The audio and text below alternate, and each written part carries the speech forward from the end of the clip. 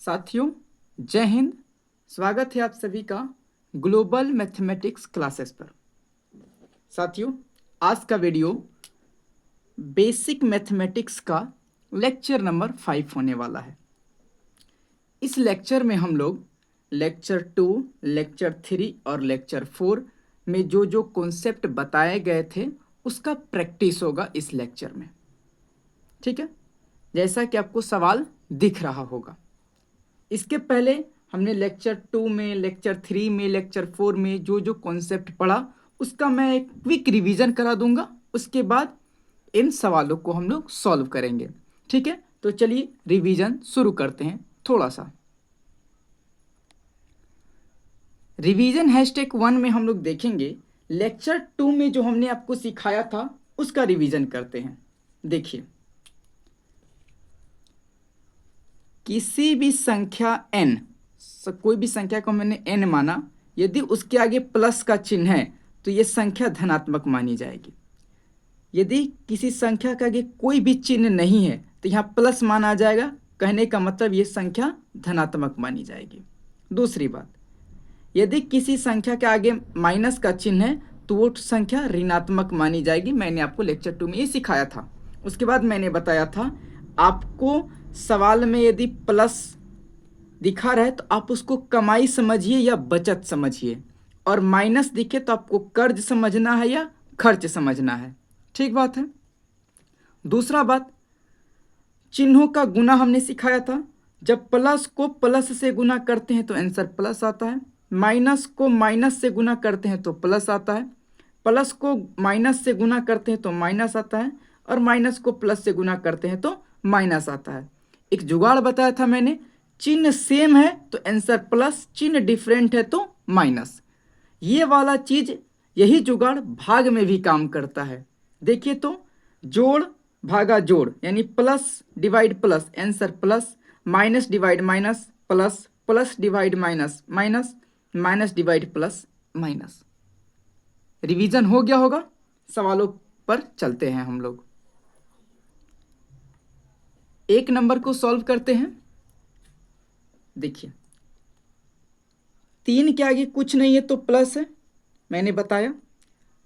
Plus plus minus minus plus plus plus plus, कुल कमाई हम लोग निकाल लेते हैं। देखिए तो, 1 2 3 4 7 5 12 3 15 हो गया। ये तो 15 कमाई हो गया। खर्च कितना हुआ है? 4 और 1 5, 5 रुपये खर्च हुआ है।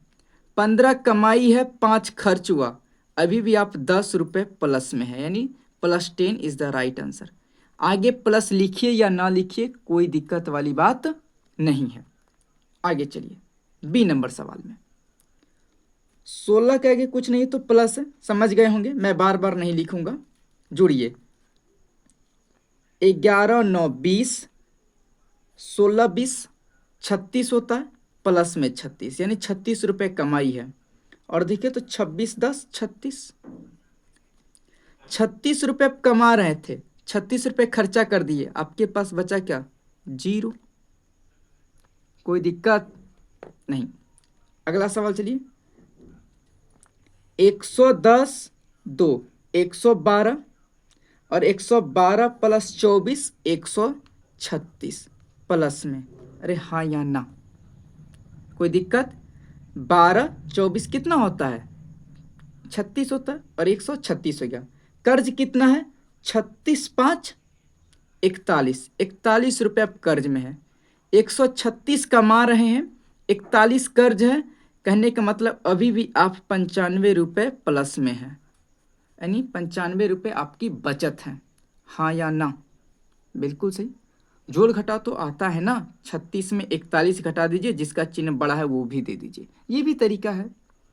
लेकिन मुझे ये अच्छा लगता है, इससे समझ में आता है कि हाँ, हम अपने दैनिक जीवन में जिसका यूज करते हैं वो यहाँ भी यूज हो रहा है। वो कॉन्सेप्ट अच्छा है, दिक्कत नहीं है, लेकिन फील करने के लिए मैं इसे ज़्यादा अच्छा मानता हूँ, और मैं भी खुद यही यूज करता हूँ, इसलिए मैंने आपको बताया। अब देखिए, ये 55 है, कुछ नहीं तो प्लस है। 55 कमाई, 19 कमाई, 1 कमाई, 44 कमाई। ठीक, 19 1 20, अब 20, अब 55 20 कितना होता है 75, 75 और 44, 75 और 44 कितना हो गया 75 प्लस 44, ये टोटल कमाई हो गया। खर्चा कितना है 51 और 43 कितना हो गया 3 1 4 4 5 9, 94 रुपये आप खर्च कर रहे हैं। टोटल कमाई कितना था 5 4 9 7 4 11, 119 रुपये कमाई था, 94 रुपये आप खर्च कर रहे थे, तो बचा कितना आपके पास 25 रुपये, यानी 25 प्लस में आंसर हो जाएगा। यहाँ पे आइए 469 आपकी कमाई है, 269 माइनस 200 यानी टोटल खर्च हो गया 469। वाह भाई, कमा रहे हैं इतना, खर्च भी इतना ही कर दिए, बच गया क्या 0। समझ में आ गया होगा। मैंने लेक्चर 2 में भी ऐसे बहुत सारे सवाल कराए थे। दूसरा नंबर सवाल देखिए, गुना है। पहले आप अंकों का या संख्याओं का गुना कर लीजिए। 6 चौके 24 दूना 48, ठीक बात है। प्लस गुने माइनस क्या हो गया माइनस, माइनस गुने माइनस आंसर क्या हो गया प्लस हो गया। कोई दिक्कत नहीं हुआ होगा। प्लस 48 लिखिए या डायरेक्ट 48 लिखिए, कोई दिक्कत वाली बात नहीं है। यहाँ आइए 3 तिहाई 9 तिया 27 दे दीजिए। अब देखिए इसके आगे कुछ नहीं तो प्लस है, इसके आगे कुछ नहीं तो प्लस है, प्लस गुने प्लस प्लस, अब प्लस गुने माइनस क्या हो गया माइनस में आंसर आ गया, हाँ या ना। अब यहाँ देखिए -4 का स्क्वायर, इसको ऐसे लिख सकते हैं -4 गुना -4। इसके सर पर यानी इसके पावर यदि 2 है तो 2 हाली लिख दीजिए, बीच में गुना का चिन्ह लगा दीजिए। अब ये चीज़ें इस रूप में आ गई कि नहीं, हाँ, तो 4 को 4 से गुना कीजिएगा क्या आएगा 16, ठीक। माइनस गुने माइनस क्या आ जाएगा प्लस, यानी +16 सही उत्तर हो जाएगा। मज़ा आ रहा होगा आपको, मैं ऐसा उम्मीद करता हूँ। चौथा 3 दूना 6 गुना 1 क्या हो गया 6, माइनस गुने माइनस प्लस, प्लस गुने माइनस माइनस, -6 सही उत्तर हो जाएगा। ई नंबर देखिए, देखिए इसका आंसर तो मैंने डायरेक्ट 0 बोल दिया, क्यों, क्योंकि बीच में यह 0 है और 0 में किसी भी संख्या से गुना करेंगे तो 0 ही आएगा। 2 नंबर भी सॉल्व हो गया। 3 नंबर सॉल्व करते हैं।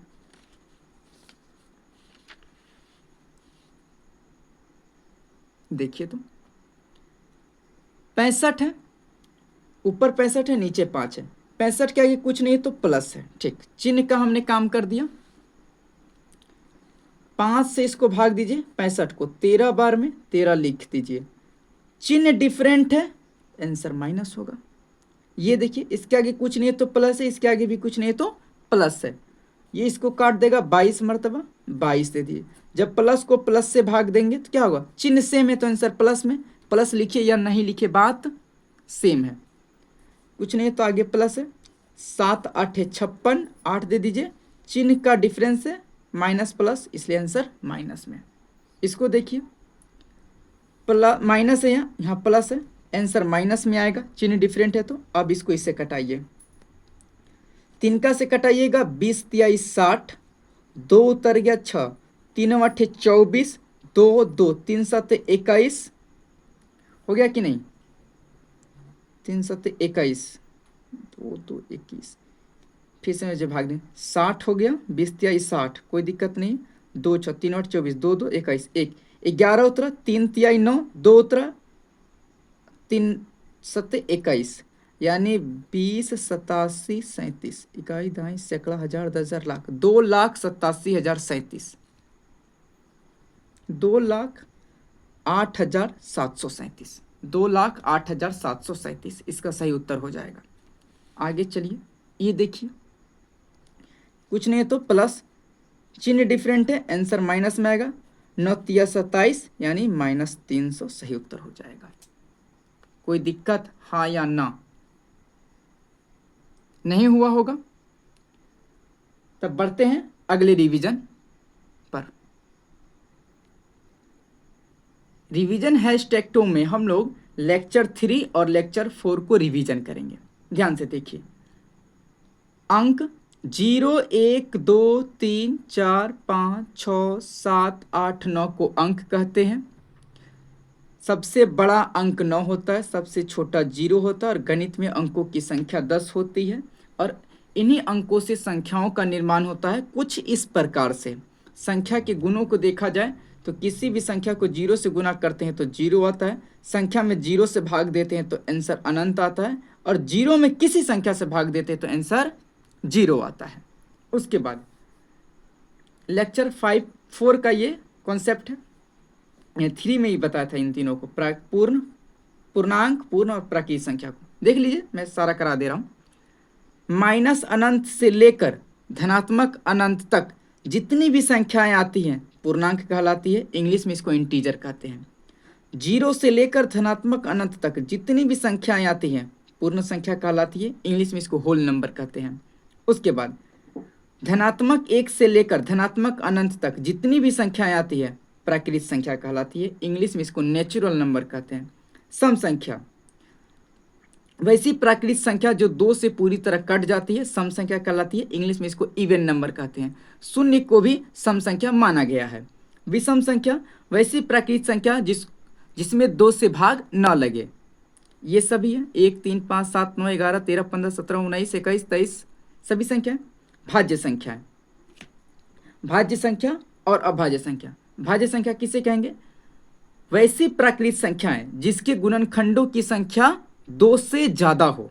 और अभाज्य संख्या, वैसी प्राकृतिक संख्या जिसके गुणनखंडों की संख्या केवल 2 हो। आपको दिख नहीं रहा होगा, अब दिख जाएगा। जिसके गुणनखंडों की संख्या केवल 2 हो और भाज्य में 2 से ज़्यादा हो। एक अलग परिभाषा भी मैंने बताया था, वैसी प्राकृतिक संख्याएं जो 1 से कटे और अपने आप से कटे, अभाज्य संख्या। वैसी प्राकृतिक संख्याएं जो 1 से कटे, अपने आप से कटे, इनके अलावा किसी अन्य संख्याओं से भी कटे, भाज्य संख्या। भाज्य संख्या को इंग्लिश में कंपोजिट नंबर कहते हैं और अभाज्य संख्या को इंग्लिश में प्राइम नंबर कहते हैं। भाज्य संख्या का दूसरा नाम यौगिक संख्या था और अभाज्य संख्या का दूसरा नाम रूढ़ संख्या था। इतना चीज मैंने बता दिया। एक चीज और बताया था, गुणज और गुणनखंड। गुणज को इंग्लिश में मल्टीपल कहते हैं और गुणनखंड को फैक्टर कहते हैं। गुणज का दूसरा नाम था अपवर्त और गुणनखंड का दूसरा नाम था अपवर्तक।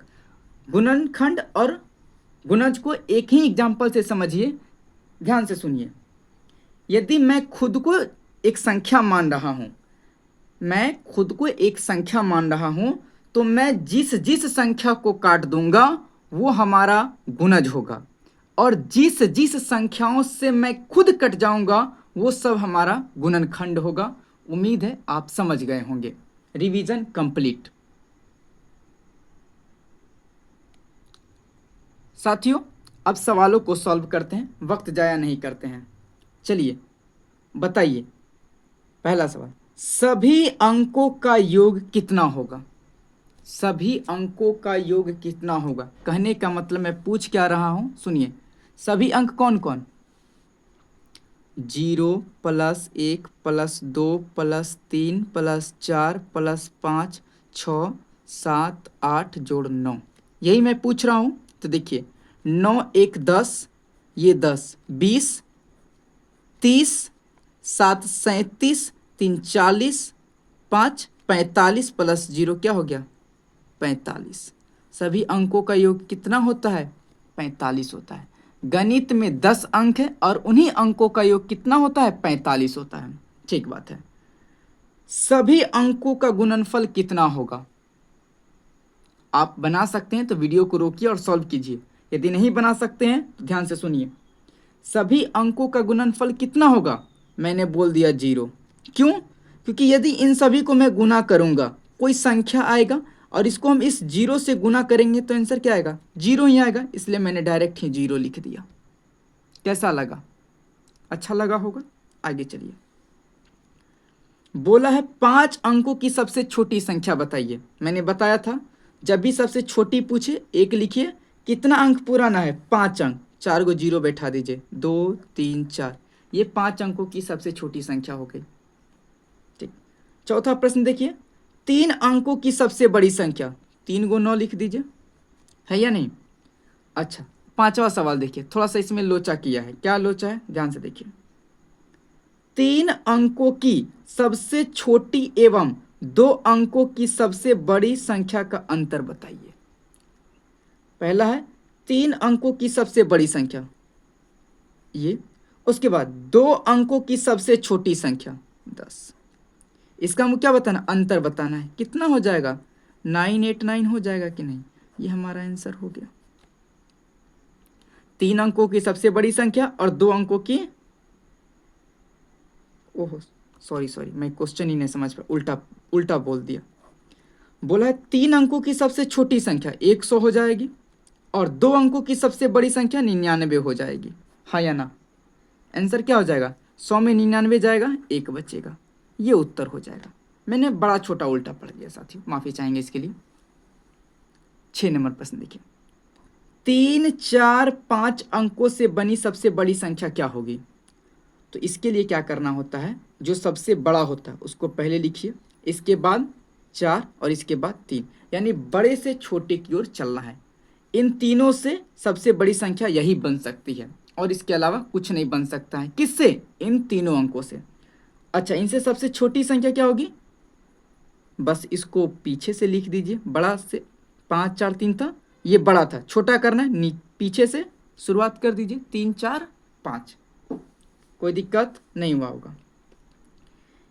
1000 को 2 अंकों की सबसे छोटी संख्या से भाग देने पर भागफल क्या होगा।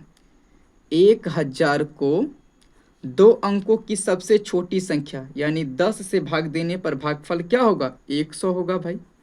112 में नहीं कट जाएगा क्या टोटल, हाँ कट जाएगा साथियों। तो आंसर क्या हो जाएगा, 100 हो जाएगा। आइए चलिए 8वां प्रश्न है। पहला धनात्मक पूर्णांक बताइए। पहला धनात्मक पूर्णांक 1।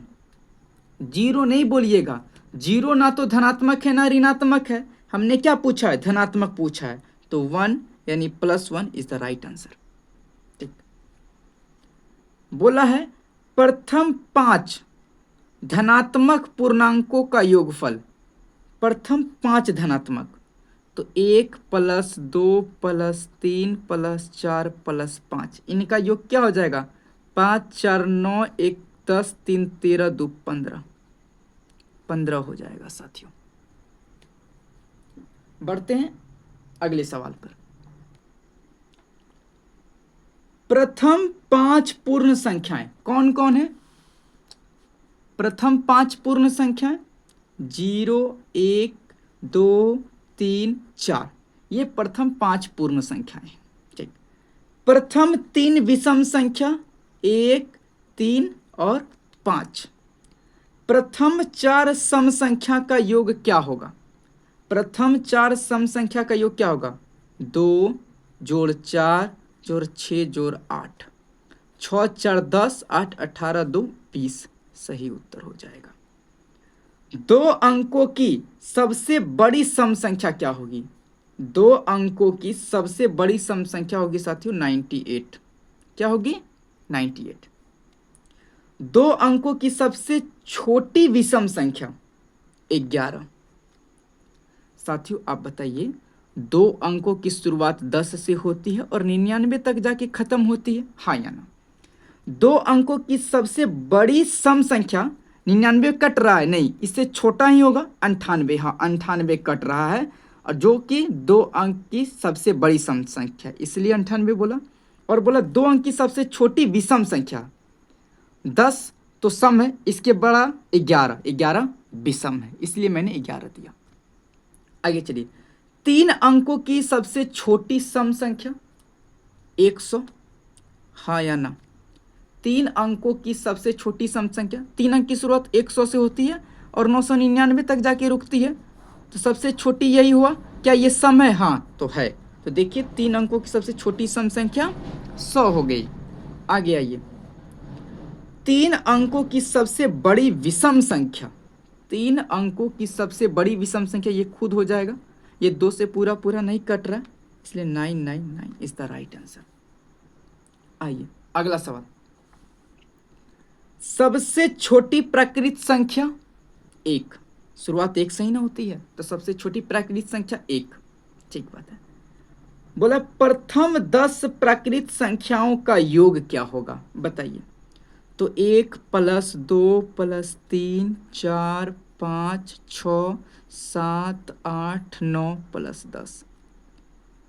1 से लेके 9 तक का योग हमने निकाला था 45, और इसमें 10 जोड़ दीजिएगा, क्या हो जाएगा? 55। 45 जोड़ 10 क्या होता है? 55 सही उत्तर हो जाएगा। हाँ या ना? 1 से 9 तक अभी हमने जोड़ा था ना, किस में? इसमें साथियों। 1 से लेके 9 तक 45 आया था अंकों के योगफल में, कहिएगा हाँ। 1 से 9 तक 45 और 10 55 आ गया। आगे चलिए। बोला है प्रथम 10 पूर्ण संख्याओं में प्राकृत संख्याएं कितनी है? बहुत अच्छा क्वेश्चन है। प्रथम 10 पूर्ण संख्या लिखे तो 0 1 2 3 4 5 6 7 8 9। हाँ, ये प्रारंभ में यानी शुरुआती 10 पूर्ण संख्या है। इसमें प्राकृत संख्या कौगो है? 1 2 3 4 5 6 7 8 9। 0 तो ना है ना, तो प्रथम 10 पूर्ण संख्याओं में प्राकृत संख्याएं 9 है। कितनी है? 9 है। ठीक बात। आगे चलिए। 2 अंकों वाली पहली सम संख्या 10। यहीं से ना शुरुआत होती है 2 अंकों की, और ये खुद सम संख्या है, इसीलिए 2 अंकों की पहली सम संख्या 10। 2 अंकों वाली अंतिम विषम संख्या 99। हाँ या ना? 2 अंकों वाली अंतिम विषम संख्या 99। आगे आइए।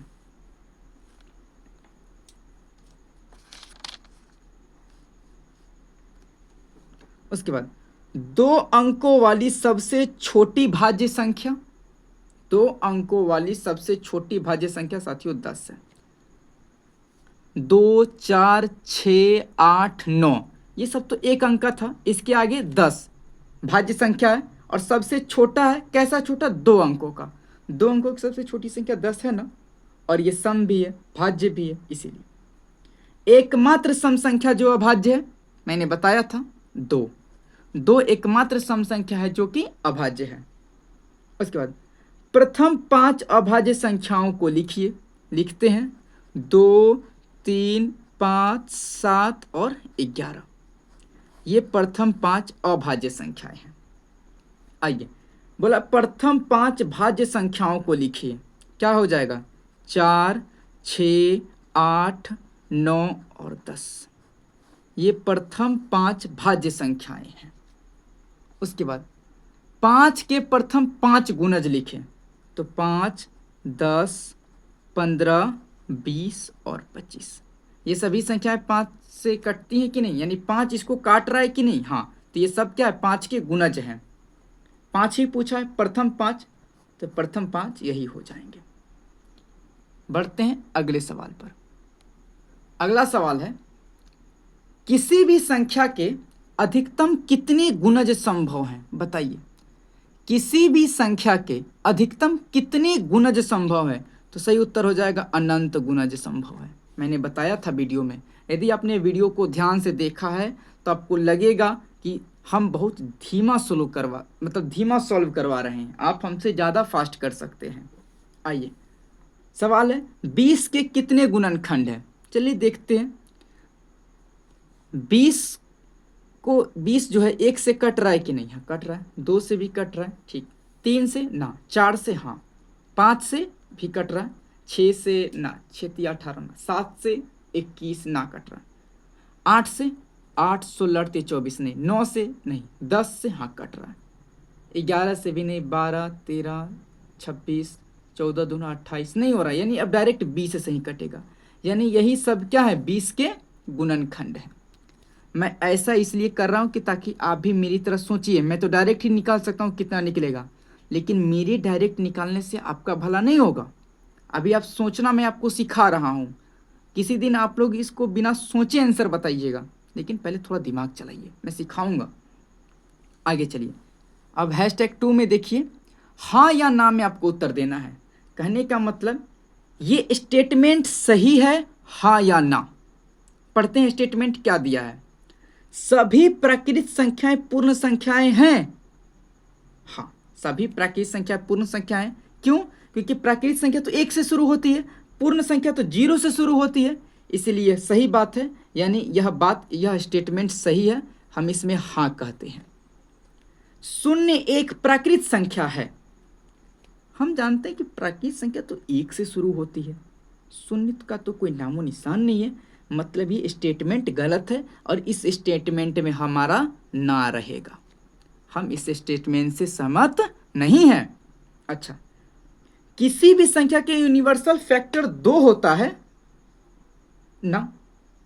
यूनिवर्सल फैक्टर तो 1 होता है।